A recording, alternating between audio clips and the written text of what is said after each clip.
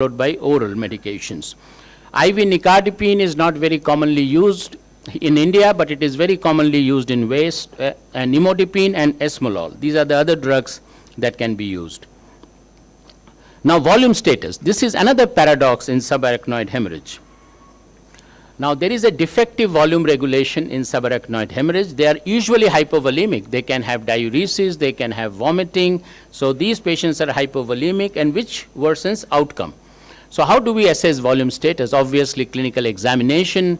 The intake output chart is probably not that reliable. Look at the urine output. CVP is not an indicator. Most of the recent guidelines have gotten away from a particular CVP value as a measurement of volume status, whereas the dynamic measures of volume status is very, very important in order to know exactly what is the underlying volume status in this patient. And hypervolemia, at one time this triple H therapy, hypervolemic, hemodilution, hyperdynamic, hypertensive therapy has been in vogue, but nowadays, especially with the cardiac injury, hypervolemia, people are getting away from hypervolemia. It can cause a lot of cardiopulmonary problems and doesn't help vasospasm that much. So hypervolemia should be avoided as well in these patients. So one should target again the middle path. We need to go euvolemic. Very difficult, very easy to say from the podium, but when you go at the bedside to know the patient is euvolemic, and that is where I think is going to be a very fertile area of research, volume status at the bedside, and we need a better marker for that. Sodium status, again a big paradox. Both hypernatremia and hyponatremia is bad. And hyponatremia in subarachnoid hemorrhage can be caused by cerebral salt wasting and also can cause by SIADH. Now, a patient hasn't read a chapter, you see. He doesn't say that I have salt wasting, so I can't have SIADH, or the vice versa. And most of the patients have both. If you treat one, the other gets unmasked. Recently, there were a lot of abstracts on this. The more and more people look carefully into this sodium balances, they find that most of the patients have both. But usually, when you are in doubt, err on the side of giving cautious saline replacement, because doing fluid restriction might be detrimental for this patient. And if by cautious saline replacement, the sodium level goes up, the chances are very high that cerebral salt wasting is the most important way. Now, when we do transfuse blood in SH, let's have a show of hands. How many of you will give transfusion if it is 7 gram? Please raise your hands in subarachnoid. So above 7, 8?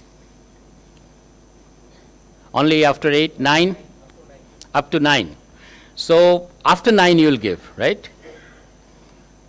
So you will wait till 9. You know, that's the recommendation in critically ill patient, that you should wait till, 7 to 8, even 9 is okay if the patient is hemodynamically stable. I'm talking about hemodynamically stable subarachnoid hemorrhage. The only literature is in ischemic heart disease. A patient having active coronary artery disease, you keep it above 10.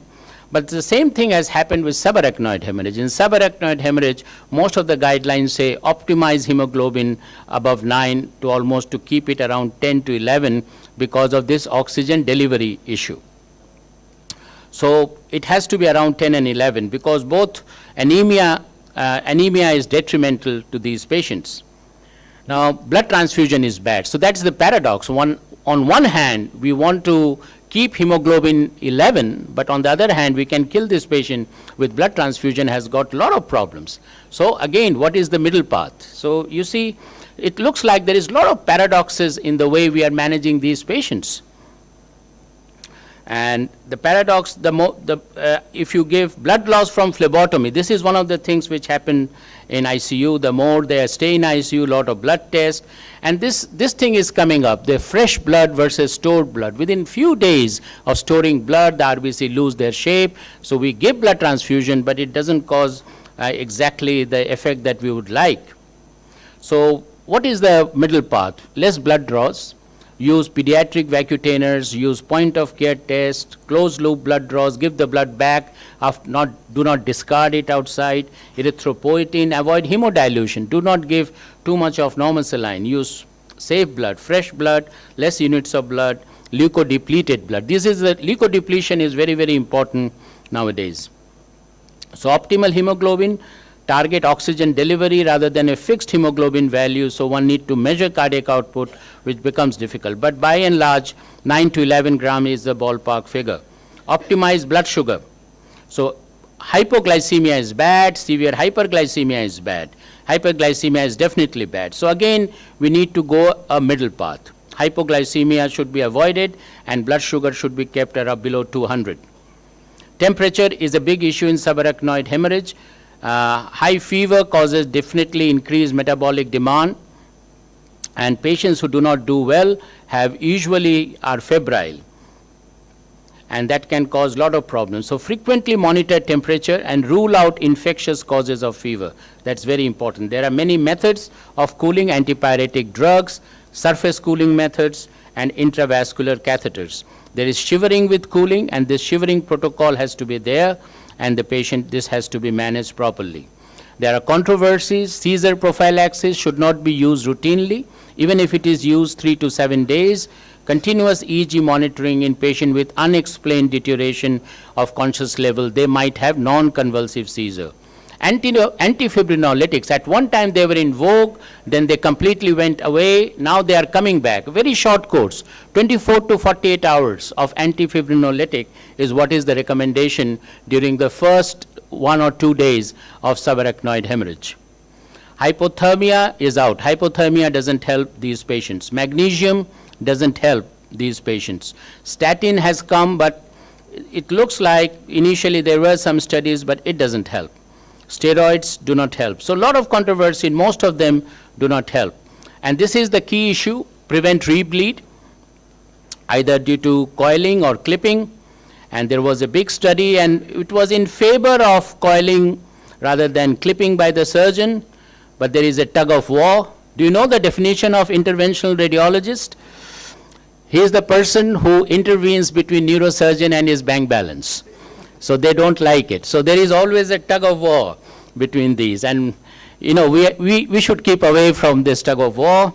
And so I would end finally with this induction management of subarachnoid hemorrhage: resuscitate, resuscitate, resuscitate, identify the problem, optimize, look at the paradoxes, and choose a middle path. And I think this can only be done at the bedside, careful patient evaluation, and optimize these patients, and be the leader of the orchestra. So I will end it here, and I will welcome you all to 2013 Calcutta. Come to the Science City and enjoy the science, the art, the food of Calcutta. Thank you. Thank you. Thank you, Dr. Todi. Any questions for him?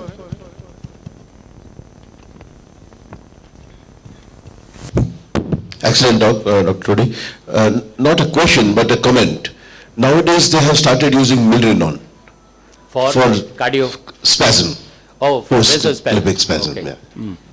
And it seems to be Okay, working. will Our come initial in the- experience is very good with that. Might come in the next guideline. You know, this nimodipine, it's a very funny story about nimodipine. We all give nimodipine. Nimodipine is like a knee jerk in subarachnoid hemorrhage to prevent vasospasm. If you go to the study of nimodipine to prevent vasospasm, angiographically, the vasospasm was exactly the same in nimodipine and non-nimodipine group, but still the outcome was better in the nimodipine group. So nimodipine helps, but not by preventing vasospasm, by cerebral protection. It's a neuroprotective agent, but we give it as if it is going to prevent vasospasm. But the study doesn't prove it.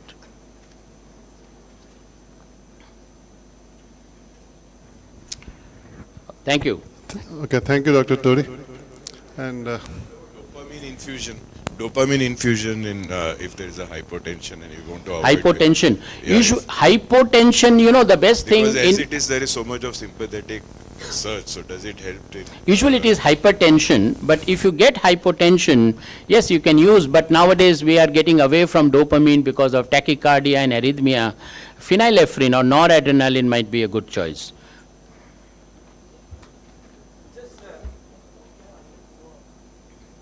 Hello. Just a word of caution. Once you have raised the question of dopamine, as an intensivist, we do not use dopamine drug in any of ICU patient because we know it kills more patient rather than saving. That's a very blatant statement. But I again want to give this message very strongly that since last 5 years, most of us as a agree that we don't use dopamine in intensive care unit for our patient as long as they are involved as expert. For anything. You can use others. You have noradrenaline, you have adrenaline, you have a lot of other drugs, but do not use dopamine in any of the For patients. prevention of For anything, not in sepsis, not in, because we know dopamine does more harm than saving the patient. The point was that there is so much of No, you can use noradrenaline, you can use adrenaline to increase the blood. Point was to increase, sir, you're talking about. It doesn't mean somebody has surge and BP has dropped because he needs more inotropic support, that's why BP has dropped. That's a different issue. I'm just pointing why don't we use dopamine, that's only issue. activity already in subarachnoid hemorrhage. So does adding The question is not here, the vasospasm is not only the issue. Mean blood pressure is also an important issue. So we want to maintain that mean blood pressure at any cost. Because once, spasm will go once you cross over the resistance. It's like that.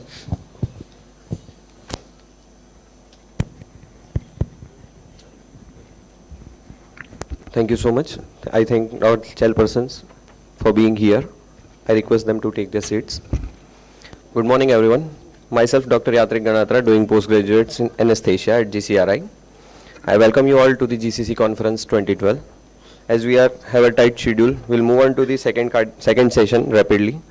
Second session is cardiac critical care. First of all, I'll introduce our chairpersons and I request them to be on stage. Dr. Ajay Kotiala sir, senior physician from Anand. Dr. Naman Shastri sir, practicing as a cardiac anesthetist and intensivist in Sal Hospital. Dr. P.I. Sachpara, senior physician and intensivist from Bhavnagar. Dr. Sahil Patel, intensivist from Gandhidham. Our first topic is something about change. And Nida Fazli, a Hindi philosopher, has truly said, जो थे बदला न अपने आप को, जो थे वही रहे, मिलते रहे सभी को, फिर भी अजनबी रहे. In short, the change is always required.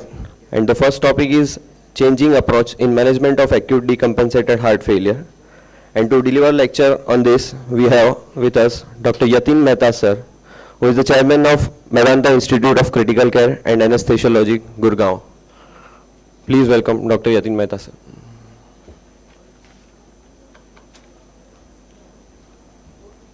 Thank you. At the outset, let me thank Dr. Rajesh Mishra for getting me to Ahmedabad again after 1 year. It's a pleasure to be here. The city is changing for the better very fast. So the talk is on acute decompensated heart failure in the ICU. This is my hospital where I work. This is one of the ICUs. Basically, what is decompensated heart failure? It's a new or worsening signs and symptoms of heart failure which requires unscheduled medical attention or hospital evaluation and admissions.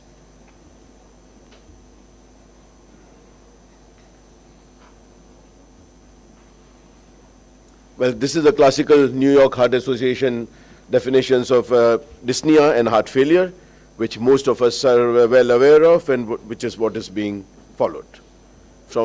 This is basically symptoms of congestion which produce the heart failure, which because of the heart failure.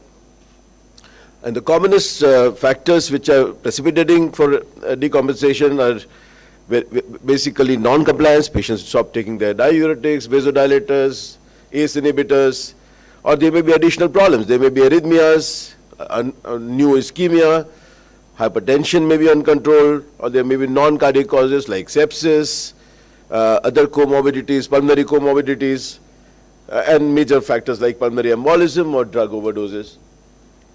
What are the commonest clinical presentations? Well, there are different clinical status.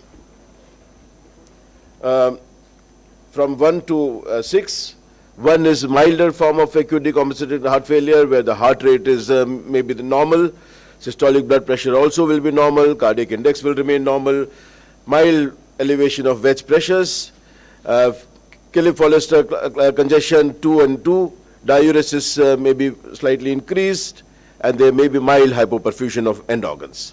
And this progresses from stage 1 downwards to stage 6. Stage 6 is almost Stage 6 is right heart failure, 5 is high output failure, and 4 is severe cardiogenic shock. And you can see in the slide where how the thing moves from increasing the wedge pressures and decreasing the systolic pressures to increasing the heart rate. What are the common characteristics? There are various studies where they have studied large number of patients from 100,000 to 500 on the right side, and how the different factors which are responsible. Well, age, you can see that most of the studies, mean age was around 73 of age, 50% are male. There is history prior evidence of heart failure in most of the patients, 75%. Coronary artery disease still remains a very significant factor which leads to it. Recent myocardial infarction in about 40% of patients, and so on and so forth. You can see the clinical symptoms. Most of the patient will present with dyspnea, NYHA 3 or 4. Peripheral edema may be present in a large number of patients.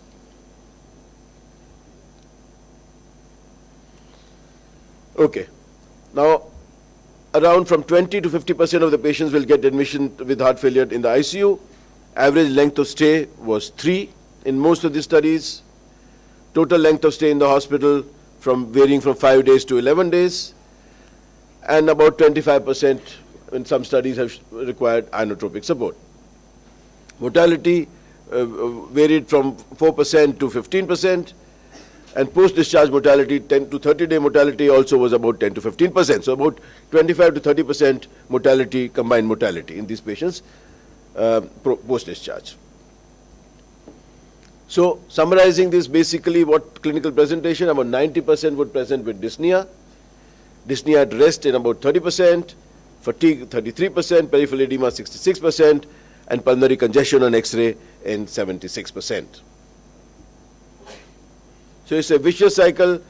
Myocardial injury will lead to LV dysfunction, which in turn lead to organ perfusion abnormalities, activation of the reticuloendothelial system and sympathetic nervous system, which further aggravates your vasoconstriction. So afterload is increased. So workload of the heart is increased. It will produce tachycardia. So myocardial oxygen consumption of the heart is increased, which in turn worsens your ischemia. So it's a vicious cycle which is set up, which needs to be broken. Normal tests which should be done is normal your CBC, RFT, and LFT. You can do CRP is a regular, an INR if the patient is on anticoagulation. D-dimer if you're suspecting P. Obviously you'll do urea and electrolytes, blood sugar, large number. Gujarat is the capital of diabetes in India, and India is the capital of diabetes in the world. So I think nothing to be proud of. We should be more careful.